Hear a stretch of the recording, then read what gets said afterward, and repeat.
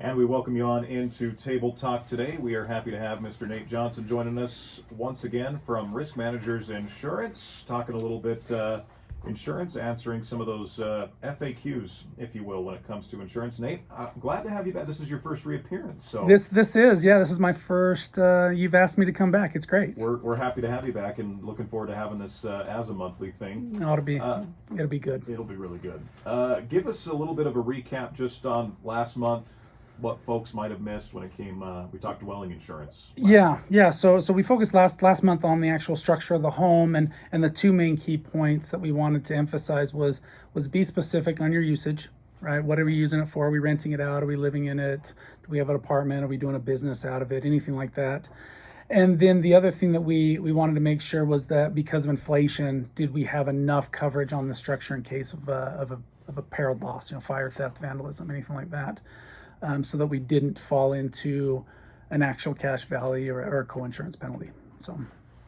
Let's get into today's questions, specifically personal property. What counts when it comes to that? Yeah. So your personal property is the things that really help you function throughout your life, right? Your beds, couches, TVs, tools, all those little things within your home. Now, if it's a four-wheeler, if it's a boat with an engine, inboard, outboard, have to be covered separate. Canoes, they're covered on this personal property, but really, if you think about it, it's basically the things that help you function throughout the day and the weeks and the years.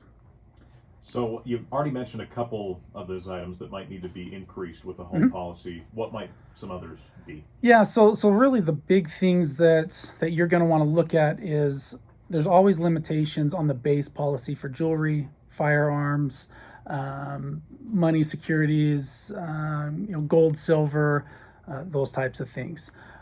Your base policy will cover usually up to anywhere between $1,000 $2,500 max for those things, right? And the analogy I use is everyone has a Rolex when there's a fire, right? And the company says, great, I'm glad you had a Rolex. We just needed to know that before you had the fire so that we could give you back the value of that. And so those are the items you're going to want to schedule on the policy. Do you have an example of a claim that maybe should have been scheduled? Yeah. So one of the, I won't use names or anything like that, but I had a good friend that is big into skeet shoot for competition, right? And the individual had sent his shotgun back to the manufacturer to get cleaned or do a service on it or something like that. And he had sent it off, I believe he sent it off in June. And he gets a phone call in July from either, I don't remember if it was FedEx or just UPS or who, but they said that their truck had been stolen somewhere in Maryland, and his firearm was gone, and so he didn't know what to do with it. So we file an insurance claim. Well, because we hadn't scheduled it, he got about $2,500 on this $8,000 12 gauge, which didn't sit well with me. Obviously, didn't sit well with him. Lesson learned for all of us.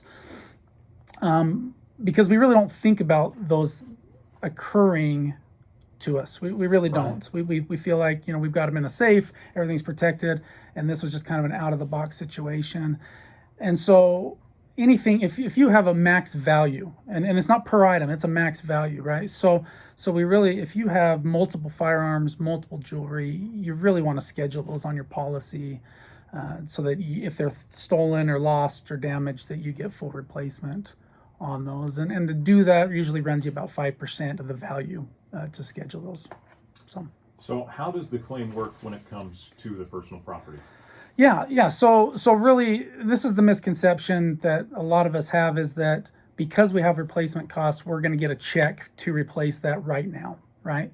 And the way the insurance works now, if we have a total loss, you're going to get a check for the dwelling, the outbuilding, the contents, all those things. If we have a small fire in the home and it just damages a few things, the insurance company is going to give you a check as an actual cash value on those items, okay? Then as you replace those items, let's say you lost, 2 TVs and a couch, and they give you a check for, I don't know, let's say $2,000. You buy the couch, submit the receipt back in, and then they'll send you the difference of what that couch was valued at the loss. So let's say $500, you bought it for $15, now they send you another $1,000, and you just kind of keep replacing your items as those checks come in. You can take the money and run, but they're only going to give you the value of those items at the time, unless you want to actually replace them, and that's where that replacement cost comes in. So there is that little misconception that because I have replacement cost and I have a fire, I'm going to get everything in my check right now, and then I'm just going to walk away, which kind of is true. But if you don't want to replace it, then here's what the value really is of that item.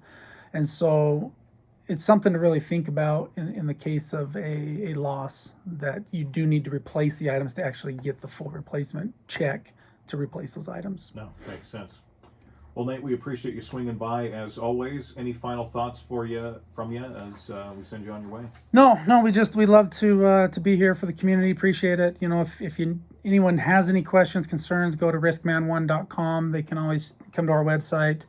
You know, we're a big supporter of local sports. So Manti's got a soccer game today in Price. Tune into that if it's on. I don't know if it's on the air today or not.